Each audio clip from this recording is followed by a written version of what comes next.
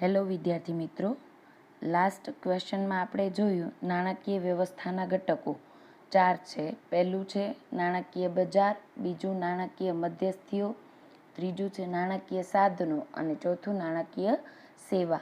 એમાં આજે ચોથો ક્વેશ્ચન જોશું, નાણાકીય બજારના પ્રકારો. નાણાકીય બજારોના પ્રકારો 5 છે. આપણે ચાર્ટ સ્વરૂપે જોયું હતું. એમાં હતું પહેલું છે નાણાં બજાર, મૂડી બજાર, ઔદ્યોગિક જામીનગીરીઓનું બજાર, સરકારી જામીનગીરીઓનું બજાર અને મુદતી લોનનું બજાર. આપણે ખ્યાલ છે કે નાણાં સંપત્તિ કે નાણાકીય સાધનો નાણાંની અમુક રકમ પરના દાવાનું પ્રતિનિધિત્વ કરે છે અને આ જે નાણાકીય બજારો છે એક એવું પ્લેટફોર્મ પૂરું પાડે છે કે બચત કરનાર વર્ગ છે અને જેને નાણાંની જરૂર છે એ બંને એક જગ્યાએ ભેગા થાય છે, એટલે કે બંનેની જરૂરિયાત સંતોષી શકાય છે. નાણાં બજાર અર્થતંત્રનો વિકાસ દર્શાવે છે અને ખાસ કરીને કોઈ પણ દેશ આગળ છે કે જેનું અર્થતંત્ર વિકાસશીલ છે કે નહીં એમ ક્યારે કહી શકીએ, જ્યારે જેનું નાણાકીય બજાર બહુ વિકસેલું હોય. દાખલા તરીકે ટેકનિકલ વિકાસ, વિસ્તરણ યોજનાઓ, ચાલુ મૂડીની જરૂરિયાતો વગેરે માટે જ્યારે ઉદ્યોગપતિઓને નાણાંની જરૂર પડતી હોય ત્યારે એ ઉદ્યોગપતિઓને સમયસર નાણાં પૂરા પાડી શકે એવી નાણાકીય વ્યવસ્થા હોવી જોઈએ. ઉદ્યોગપતિઓને નાણાં વિવિધ સ્વરૂપે મળી શકે, ટૂંકા ગાળા માટે જરૂરિયાત છે કે લાંબા ગાળા માટે જરૂરિયાત છે એના આધારે નાણાકીય સાધનો બજારમાં અવેલેબલ હોય છે. એટલે કોઈ પણ નાણાકીય બજાર હોય ત્યાં નાણાકીય જરૂરિયાત કેટલા સમયગાળાની છે અને કેવી છે એના આધારે નક્કી થાય છે કે નાણાં બજારમાંથી નાણાં મેળવશે કે મૂડી બજારમાંથી. આપણે ખબર છે કે નાણાકીય બજારના બે મુખ્યત્વે પ્રકારો છે, એક તો સંગઠિત બજાર છે અને બીજું અસંગઠિત બજાર છે. સંગઠિત બજાર કોને કહેવાય તો કે એક નિયંત્રણકાર જેના ઉપર કાર્ય કરતો હોય, એક નિયમ જ બધાને લાગુ પડતા હોય, એક કાયદેસરનું પ્લેટફોર્મ પૂરું પાડતું હોય એને આપણે શું કહીએ છીએ, સંગઠિત બજાર.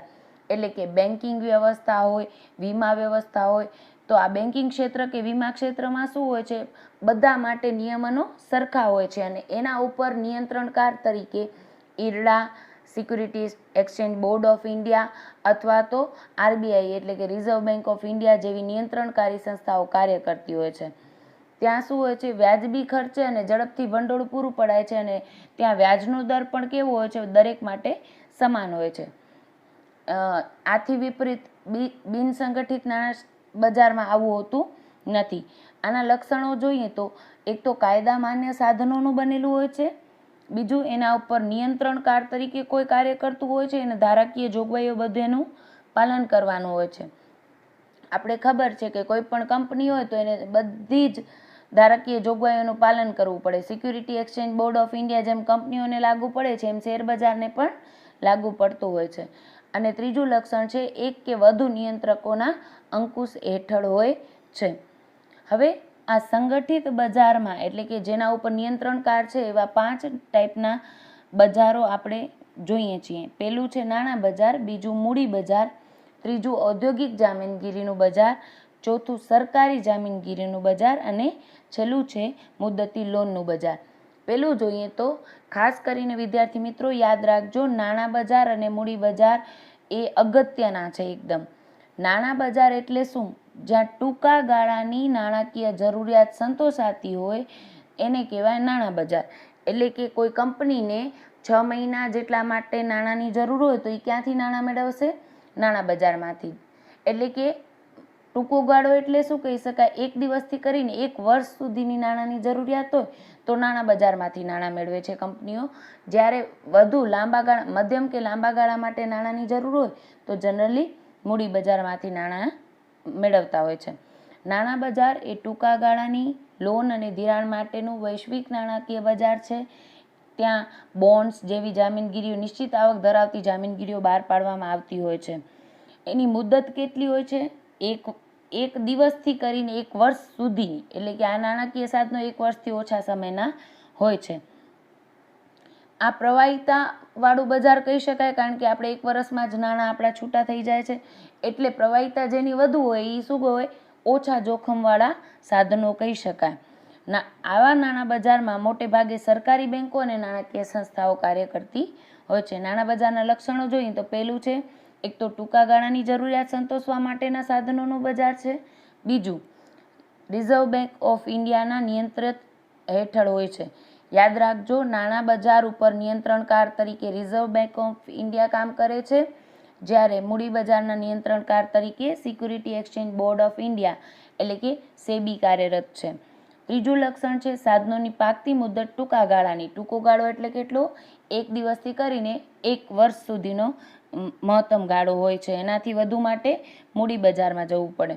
ચોથું લક્ષણ છે આ સાધનો કેવા હોય છે? ઓછા ખર્ચાળ હોય છે અને સોદાનો ખર્ચ પણ ઓછો આવે છે. સોદાનો ખર્ચ શા માટે ઓછો આવે છે? બહુ ટૂંકા ગાળા માટે જ રોકાણ કરવાનું છે એટલે લાંબી પ્રોસિજરમાં જવું પડતું નથી. અને ટૂંકા ગાળા માટેનું જ છે એટલે જોખમ પણ ઓછું છે, પણ જોખમ ઓછું છે માટે વળતર પણ આમાં ઓછું મળતું હોય છે. નાણાં બજારના સાધનો જોઈએ તો તિજોરી બિલો, કોલ મની, થાપણનું પ્રમાણપત્ર, વેપારી બિલો, વેપારી કાગળો જેને આપણે કોમર્શિયલ પેપર કહેતા હોઈએ છીએ, સીપી તરીકે ઓળખાતા હોય છે, માંગ પ્રમાણે નાણાં બજાર, આંતરબેંક ભાગીદારી પ્રમાણપત્રો, રેપો સાધન, બેન્કરોની સ્વીકૃતિ અને સદર જામીનગીરી વગેરેનો સમાવેશ થાય છે. બીજું છે મૂડી બજાર. આગળ વાત કરીએ એમ નાણાં બજાર ટૂંકા ગાળાની જરૂરિયાત સંતોષે છે, જ્યારે મૂડી બજાર એટલે લાંબા ગાળાની યોજના માટે કોઈને રૂપિયાની જરૂર હોય તો જ્યાં નાણાં મેળવી શકે એ બજારને આપણે શું કહીએ છીએ? મૂડી બજાર. દાખલા તરીકે કોઈ કંપની હોય તો એને કંપનીના વિસ્તૃતિકરણ માટે નાણાંની જરૂર હોય તો એ ટૂંકા ગાળા માટે ન હોય. મોટા યંત્રો ખરીદવા હોય તો એ લાંબા ગાળા માટેની યોજના હોય છે. તો લાંબા ગાળાની યોજના માટે નાણાં ભંડોળ મેળવવું હોય તો કંપનીઓ મૂડી બજારમાંથી મેળવતી હોય છે. અને આ મોટે ભાગે કેવું હોય છે? માલિકી લક્ષી હોય છે. માલિકી લક્ષી એટલે શું? શેર બહાર પાડીને જનરલી કંપનીઓ શેર દ્વારા આ નાણાં મેળવતી હોય છે, કારણ કે શેર લાઈફ ટાઈમ માટે હોય અથવા તો બહુ લાંબા ગાળા માટેના હોય. આ મૂડીના ભાગરૂપે જનરલી આપવામાં આવતા હોય છે. મૂડી બજાર એ એવું બજાર છે કે જે ધંધાકીય સાહસો માટે લાંબા ગાળાનું મૂડી ભંડોળ, લોન અને ધિરાણ પૂરા પાડે છે. આ મૂડી બજારના લક્ષણો જોઈએ તો એક તો લાંબા ગાળાની જરૂરિયાત સંતોષે છે. બીજું લાંબા ગાળો એટલે 1 વર્ષથી ઉપરનો અને જનરલી 5 વર્ષના સમયગાળા માટે હોય છે. અને શેર જેવા સાધનો હોય તો જીવન પર્યંત એટલે કે કંપની ચાલુ રહે ત્યાં સુધીના સાધનો પણ એમાં સમાવેશ થઈ જાય છે. બીજું છે પરિપક્વતાની મુદત જનરલી લાંબા ગાળાની હોય છે. ત્રીજું સેબી મૂડી બજારનું નિયંત્રણ કરે છે. યાદ રાખીએ, નાણાં બજાર ઉપર નિયંત્રણકાર તરીકે છે આરબીઆઈ, જ્યારે મૂડી બજાર પર નિયંત્રણકાર તરીકે સેબી કાર્યરત છે. મૂડી બજારને 2 વિભાગમાં વહેંચી શકાય: ઔદ્યોગિક મૂડી બજાર અને સરકારી જામીનગીરીઓનું બજાર. આ આપણે આગળના ભાગમાં જોઈશું. અને બીજું છે 2 પેટા બજારો બહાર પડે છે. આ ખાસ યાદ રાખજો, નાણાં બજારમાં પણ 2 પેટા ભાગ પડે છે, પ્રાથમિક બજાર અને ગૌણ બજાર. સેમ વે મૂડી બજારમાં પણ 2 ભાગ પડે છે, પ્રાથમિક બજાર અને ગૌણ બજાર. ત્રીજું છે ઔદ્યોગિક નાણાં બજાર. આ બજારમાં વિવિધ ઔદ્યોગિક એકમો તેમની જરૂરિયાત સંતોષવા માટેના સાધનો બહાર પાડે છે. આપણે નામથી જ ખબર પડે, ઔદ્યોગિક નાણાં બજાર. ઉદ્યોગોને જ્યારે નાણાંની જરૂર હોય ત્યારે એ લોકો જે સાધનો બહાર પાડે છે એને ઔદ્યોગિક નાણાં બજાર કહેવાતું હોય છે. હવે આ સાધનો કયા બહાર પાડશે? એ લાંબા ગાળા માટેની જરૂરિયાત છે એટલે કયા સાધનો બહાર પાડશે એ કંપનીની નીતિ કેવી છે અને ભંડોળની જરૂરિયાત કેટલા સમયગાળાની છે એના ઉપર નિર્ભર કરે છે. ઔદ્યોગિક નાણાં બજારના સાધનો જોઈએ તો એનાથી આપણે પરિચિત જ છીએ. પહેલું છે ઇક્વિટી શેર, બીજું છે પસંદગીના શેર એટલે કે પ્રેફરન્સ શેર, ત્રીજું છે બોન્ડ, ચોથું છે જીડીઆર, આ તમારા માટે નવું છે, પાંચમું છે અમેરિકન ડિપોઝિટરી રિસિપ્ટ એટલે કે એડીઆર, અને છઠ્ઠું છે એફસીસીબી. પહેલું વિગતે જોઈએ તો પહેલું છે ઇક્વિટી શેર. એ ઇક્વિટી શેરને પ્રેફરન્સ શેરથી તમે કદાચ પરિચિત જ છો. ઇક્વિટી શેર શું છે? કંપની ચાલુ થાય ત્યારથી કરીને કંપની બંધ થાય ત્યાં સુધી એના જીવન પર્યંત નાણાં પાછા મેળવી શકતા નથી અને જે માલિકીપણાનો હક આપતું હોય છે, એટલે કે કંપનીના ઇક્વિટી શેર હોલ્ડરો કંપનીના સાચા માલિકો કહેવાતા હોય છે. અને આના ઉપર કંપની નફો કરે ત્યારે ડિવિડન્ડ ચૂકવતી હોય છે. આ માલિકીની જામીનગીરી છે. જ્યારે બીજું છે પસંદગીના શેર એટલે કે પ્રેફરન્સ શેર.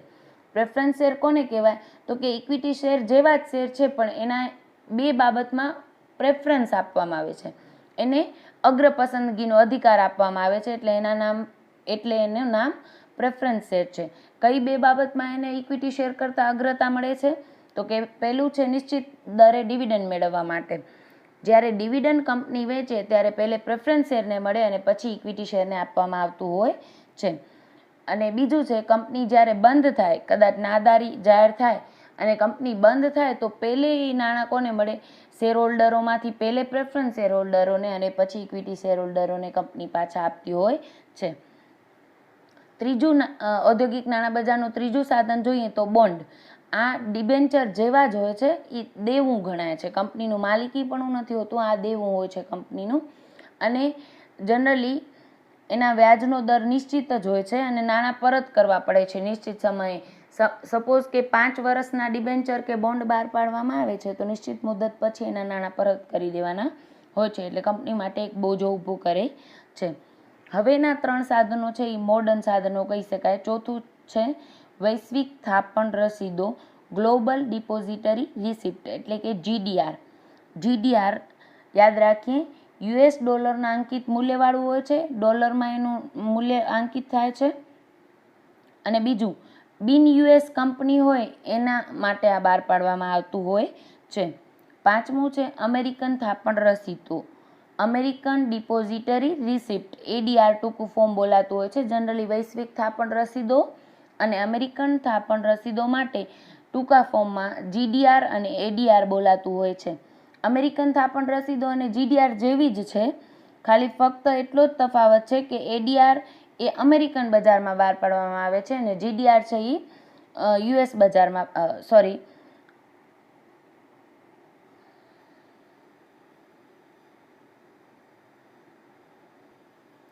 GDR યુરોપિયન બજાર માટે બહાર પાડવામાં આવતા હોય છે, જ્યારે ADR અમેરિકન બજાર માટે બહાર પાડવામાં આવતા હોય છે.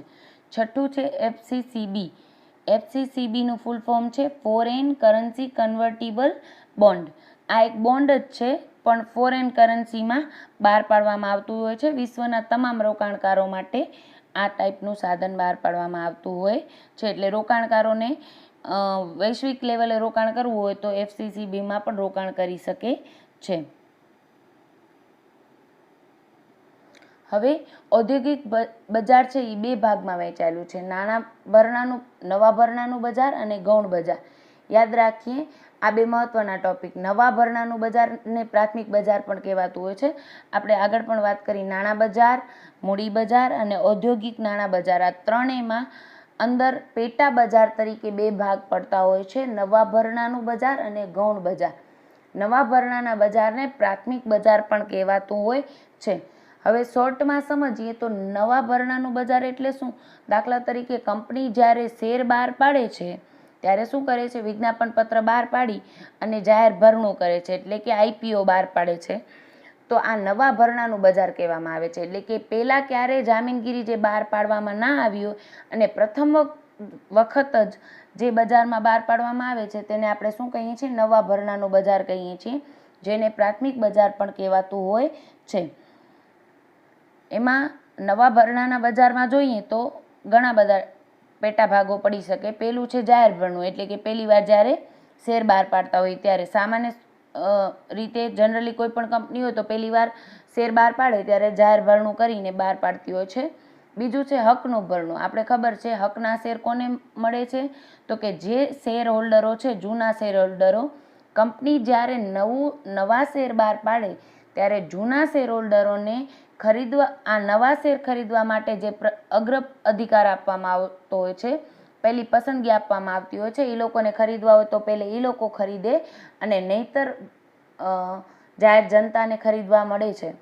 તો આ હકના શેર પણ જ્યારે પહેલી વાર બહાર ભલે જૂના શેર હોલ્ડરો નવા શેર ખરીદે છે, પણ આ શેર નવા હોય છે એટલે પહેલી વાર જ્યારે શેર બહાર પડે ત્યારે હકના શેર પણ એ નવા ભરણાના બજારમાં એટલે કે પ્રાથમિક બજારમાં બહાર પાડવામાં આવતા હોય છે. ત્રીજું છે બોનસ શેર. આપણે જાણીએ છીએ બોનસ શેર એટલે શું? તો કે નફાનું મૂડીકરણ. કોઈ પણ કંપની હોય પોતાની પાસે જે રાખી મૂકેલી કમાણી સ્વરૂપે નફો ભેગો થાય ત્યારે એ નફો કંપની મૂડીમાં ફેરવી નાખે છે અને જે પોતાના શેર હોલ્ડરો છે એ લોકોને આપે છે કોઈ પણ અવેજ લીધા વગર. તો આ બોનસ શેર પણ જ્યારે પહેલી વાર આપવામાં આવતા હોય ત્યારે એ નવા ભરણાનું બજારમાં આપવામાં આવતા હોય છે, એટલે કે પ્રાથમિક બજારમાં આપવામાં આવતા હોય છે. ચોથું છે ખાનગી ધોરણે શેરની ફાળવણી. ખાનગી ધોરણે શેરની ફાળવણી એટલે શું? ખાનગી એટલે નજીકના અથવા તો ઓળખીતા લોકોને જે ખાનગી આપી દેવામાં આવે શેર, એને આપણે કહીએ છીએ ખાનગી ધોરણે શેરની ફાળવણી. કોઈ કંપની હોય, દાખલા તરીકે કંપની સ્ટાર્ટ થઈ છે, હજી વિજ્ઞાપન પત્ર બહાર નથી પાડવું અને બહુ લાંબી પ્રોસેસમાં નથી જવું, તો કંપની શું કરશે? માત્ર પસંદગીના લોકોને જ એ શેરની વહેંચણી કરી દેશે. તો એને શું કહેવાય? ખાનગી ધોરણે શેરની ફાળવણી. આ પદ્ધતિ કેવી છે? ઓછી ખર્ચાળ છે ને વધુ અસરકારક છે. બહુ જ લિમિટેડ ટાઈમ પીરિયડમાં, લાંબી પ્રોસિજરમાં નથી જવું પડતું, એટલે સરળતાથી થઈ શકે ને ઓછા ખર્ચે અને ઓછા સમયમાં શેરની ફાળવણી થઈ જતી હોય છે. પાંચમું છે વેચાણનો પ્રસ્તાવ.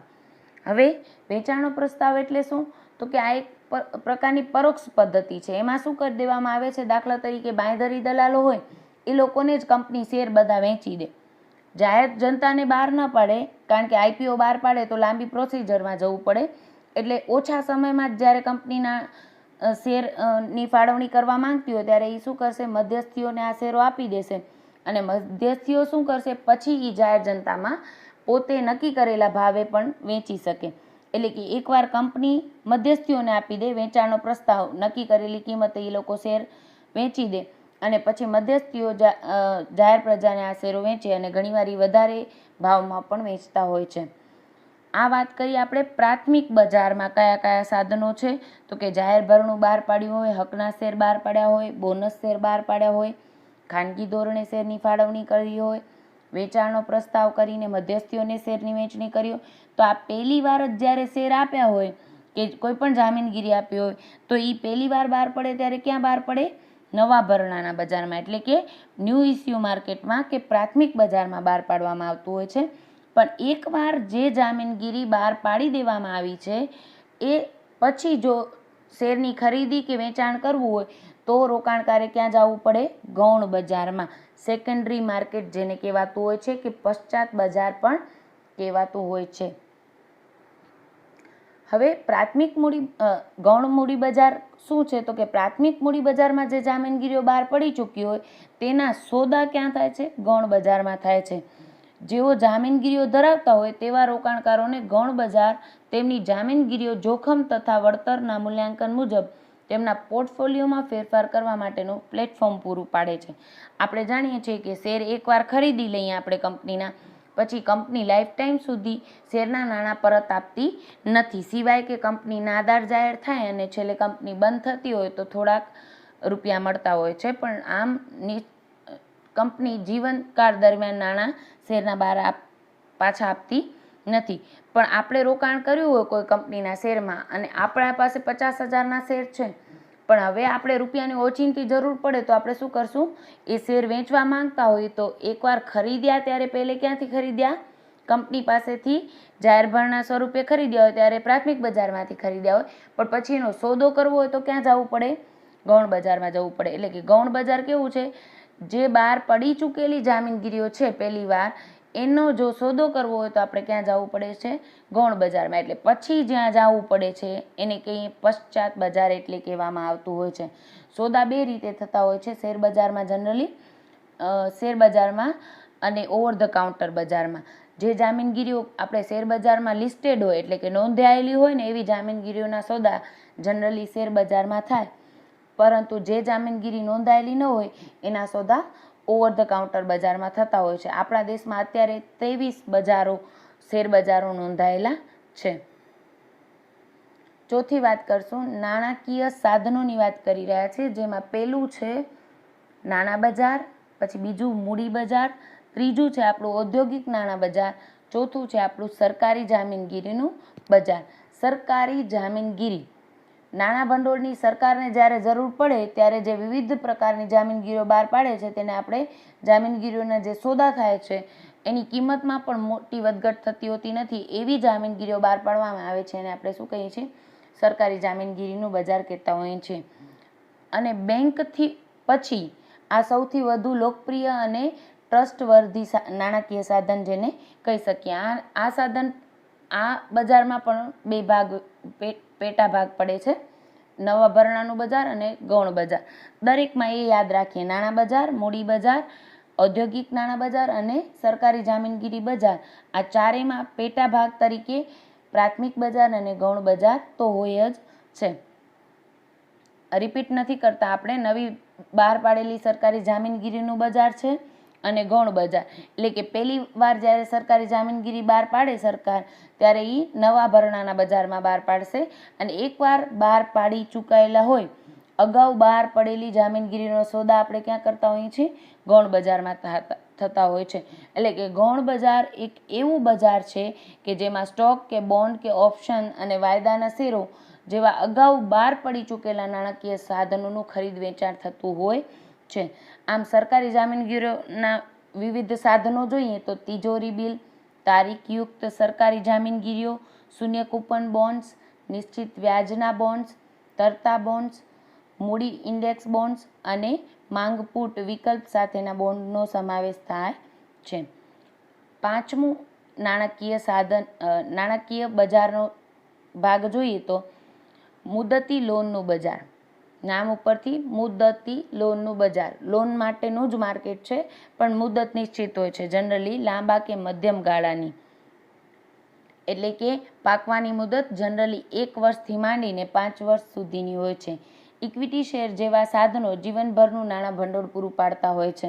એટલે કે લાંબા ગાળાના સાધનો જ્યાં જનરલી મધ્યમ અને લાંબા ગાળાના સાધનો બહાર પાડવામાં આવતા હોય છે એને મુદતી લોનનું બજાર કહેવામાં આવતું હોય છે.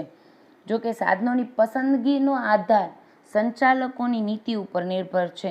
કયા સાધન દ્વારા નાણાં મેળવવા એ સંચાલકો નીતિ નક્કી કરે એના આધારે થતું હોય છે. કોઈ પણ કંપની હોય તો જ્યારે કાર્યશીલ મૂડી માટે નાણાંની જરૂરિયાત હશે તો એ ટૂંકા ગાળા માટેની જરૂરિયાત હશે તો એ શું કરશે? નાણાં બજારમાંથી નાણાં મેળવી લેશે. જ્યારે લાંબા ગાળા માટે નાણાંની જરૂર હશે તો એ શું કરશે? ઇક્વિટી અને દેવા બજારથી અલગ એ કંપની લાંબા ગાળા માટે નાણાંની જરૂર હોય તો એ બેન્કો પાસેથી ધિરાણ મેળવતી હોય છે ને એ 3 વર્ષ 5 વર્ષની યોજનાઓ હોય, વિસ્તરણ યોજના, કોઈ યંત્ર ખરીદવા માંગતું હોય, કોઈ મોટો પ્લાન્ટ નાખવો હોય કંપનીને, વિસ્તરણ માટે બીજી નવી બ્રાન્ચ ઊભી કરવી હોય, ત્યારે જે ધિરાણ માટેની જરૂરિયાત ઊભી થાય છે તો એ બેંક પાસેથી જનરલી કે નાણાકીય સંસ્થાઓ પાસેથી આવું ધિરાણ મેળવતી હોય છે. દેવા દ્વારા નાણાં મેળવવાના બે મુખ્ય પ્રકાર છે. પહેલું ટૂંકા ગાળાના દેવા અને બીજું છે લાંબા ગાળાના દેવા. આપણે ખબર છે કે વર્કિંગ કેપિટલ એટલે કાર્યશીલ મૂડીની જરૂરિયાત હોય તો ટૂંકા ગાળામાં ચાલી શકે, જ્યારે લાંબા ગાળા માટે બેંક પાસેથી લોન લેવાની જરૂર પડે અથવા તો આપણે કોઈ પણ નાણાકીય સંસ્થામાંથી લોન લેતા હોઈએ છીએ. હવે આનો વ્યાજનો દર જનરલી નિશ્ચિત રહેતો હોય છે પહેલેથી, કારણ કે નિયંત્રણકાર સંસ્થા હોય ત્યારે વ્યાજના દરો નિયંત્રણમાં જ રહેતા હોય છે, બહુ ઊંચા વ્યાજના દરો હોતા નથી. પણ ટૂંકા ગાળાના લોનના ધિરાણમાં વ્યાજનો દર કેવો હોય છે? લાંબા ગાળાના દેવા કરતાં થોડો ઓછો હોય છે, અને કારણ કે લાંબા ગાળાના દેવામાં જોખમનું પ્રમાણ વધે એટલે વ્યાજનો દર પણ વધતો હોય છે. ટૂંકા ગાળાનો દેવાનું બજાર જોઈએ તો વેપારી શાખ અથવા દેવાના હિસાબોના સ્વરૂપમાં સાધનોનું બનેલું હોય છે. એમાં ગીરો મુક્ત અને ગીરોયુક્ત નાણાકીય સાધન હોય છે. પણ ગીરોયુક્ત કે ગીરો મુક્ત તમને સગવડ મળશે એ કોના ઉપર નિર્ભર કરે છે? તમારી કંપનીની પ્રતિષ્ઠા કેવી છે અને ઉધાર આપનારની ધિરાણ નીતિ કેવી છે એના આધારે નક્કી થાય કે આ લોન તમારે લોન લેતી વખતે તમને કાંઈ ગીરો તરીકે મૂકવું પડશે કે નહીં. લાંબા ગાળાનું દેવા બજાર જોઈએ તો એ ક્યારે ઉપયોગમાં લેતા હોય છે? વિસ્તરણ કે વિકાસ યોજનાઓ હોય કંપની પાસે, જમીન મકાન કે યંત્રોની ખરીદી કરવી હોય, નવો પ્લાન્ટ નાખવો હોય, નવી શાખા ઊભી કરવી હોય, ત્યારે કંપની લાંબા ગાળાના દેવા બજારમાં જઈને પોતાની નાણાકીય જરૂરિયાત સંતોષતી હોય છે. હવે આપણે 5 નાણાકીય બજારના પ્રકારો જોઈ ગયા, જે કયા શેના ભાગ હતા? સંગઠિત નાણાં બજારના ભાગ હતા. અને બીજું એક બજાર છે બિનસંગઠિત નાણાં બજાર. આપણે ખબર છે કે નાણાકીય બજાર 2 ભાગમાં મેઇન વેચાયેલું છે, સંગઠિત અને બિનસંગઠિત. સંગઠિત નાણાં બજાર અને બિનસંગઠિત નાણાં બજારનો શોર્ટમાં આપણે પરિચય મેળવીએ તો આપણે એટલું ખબર છે કે જે સંગઠિત બજાર છે એ નિયંત્રણકારના નિયંત્રણ હેઠળ હોય છે, જ્યારે બિનસંગઠિત બજારમાં કોઈ નિયંત્રણો હોતા નથી. બીજી વાત કરીએ તો વ્યાજનો દર કેવો હોય છે? સંગઠિત બજારમાં મધ્યમ હોય છે અને બધા માટે એક સરખો હોય છે, જ્યારે અસંગઠિત નાણાં બજારમાં વ્યાજનો દર ઊંચો હોય છે અને વ્યક્તિએ વ્યાજનો દર ફરક પણ આવતો હોય છે. બીજી એક વ્યવસ્થિત માળખું ઊભું થયેલું હોય છે સંગઠિત બજારમાં, જ્યારે બિનસંગઠિત બજારમાં કોઈ પર્ટિક્યુલર એક વ્યવસ્થા નથી હોતી, વિધિસરની પ્રક્રિયા નથી હોતી અને કોઈ પણ વ્યક્તિ હોય તો વ્યક્તિએ સરાફોની જે પોતાની નીતિ હોય એના પ્રમાણે એને અનુસરવાનું હોય છે. વિગતે જોઈએ તો આ કેવું બજાર છે? અવિધિસરની વ્યવસ્થાનું બનેલું છે. અસંગઠિત બજારમાં કોણ કોણ હોય? આપણે ખબર છે સંગઠિત બજારમાં બેન્કો, વીમા કંપનીઓ કામ કરતી હોય છે, જ્યારે બિનસંગઠિત બજારમાં દેશી સરાફો, સાહુકારો, નાણાં ધીરધાર કરનારાઓ, ચીટ ફંડ અને નિધિ ફંડ જેવા લોકોનું બનેલું હોય છે. હવે આ બિનસંગઠિત નાણાં બજારના લક્ષણો જોઈએ તો એક તો બિનસંગઠિત છે, સંગઠન નથી હોતું. દરેક જગ્યાએ ભુજના સરાફ પાસેથી તમે લોન લેવા રૂપિયા ઉછીના લેવા જશો તો અલગ નીતિ લાગુ પડશે, જ્યારે મુંબઈ કે પંજાબ કે તમે ક્યાંય પણ બીજા રાજ્યમાં જશો તો ત્યાંના સરાફની નીતિ થોડી અલગ હશે. બીજું છે નિયંત્રણોની ગેરહાજરી. નિયંત્રકોના નિયંત્રણ હેઠળ તો હોતું જ નથી. જેમ સંગઠિત બજારમાં આરબીઆઈ, સેબી, ઇરડા જેવી સંસ્થાઓ નિયંત્રણકાર તરીકે કામ કરતી હોય છે, એટલે બધાને સરખા નિયમ લાગુ પડે, એક સુવ્યવસ્થિત એક વ્યવસ્થા ઊભી થાય છે, જે આમાં હોતું નથી. કોઈ પણ નાણાકીય બજાર વ્યવસ્થિત કાર્ય કરે એના માટે નિયમનકાર હોય એ બહુ જરૂરી છે, પણ બિનસંગઠિત નાણાં બજારમાં કોઈ નિયંત્રણકાર હોતું નથી. ત્રીજું છે અવિધિસરનું બજાર. આમાં કોઈ વિધિ પર્ટિક્યુલર હોતી નથી. આપણે બેંકમાં લોન લેવા જઈએ તો એસબીઆઈની જે બ્રાન્ચમાં જશો તમે ઓલ ઓવર ઇન્ડિયામાં, દરેક બ્રાન્ચમાં એ લોનની લેવાની પ્રોસિજર સેમ જ હશે, જ્યારે દરેક જગ્યાએ સરાફો કે સાહુકારો પાસેથી તમે લોન માંગવા જાઓ તો દરેક વ્યક્તિએ એ લોકોની પોલિસી બદલાતી હોય છે, એટલે અવિધિસરનું માર્કેટ હોય છે. બીજું વ્યાપ કેવો હોય છે? આ બજારનો વ્યાપ આમ જોઈએ તો અત્યારે તો હવે ઘણા કડક પગલાં લેવાયા છે, એટલે અસંગઠિત બજારનું ક્ષેત્ર પહેલાં કરતાં ઘણું જ હવે ઓછું થયું છે, પણ છતાં પણ આખા દેશમાં આ વ્યાપ ફેલાયેલો તો છે જ. અને છેલ્લું છે વ્યાજનો દર. આપણે જાણીએ છીએ એમ સંગઠિત બજારમાં નિશ્ચિત વ્યાજનો દર હોય છે, જ્યારે અહીંયા ઊંચો વ્યાજનો દર હોય છે. બીજો આમાં એક ટોપિક નથી આપેલો, પણ નાણાં જ્યારે વસૂલવાના હોય ત્યારે સંગઠિત બજારમાં વસૂલી એટલી કડક નથી હોતી જેટલી અસંગઠિત બજારમાં નાણાં પાછા વસૂલવાની નીતિઓ બહુ કડક જોવા મળતી હોય છે. Thank you.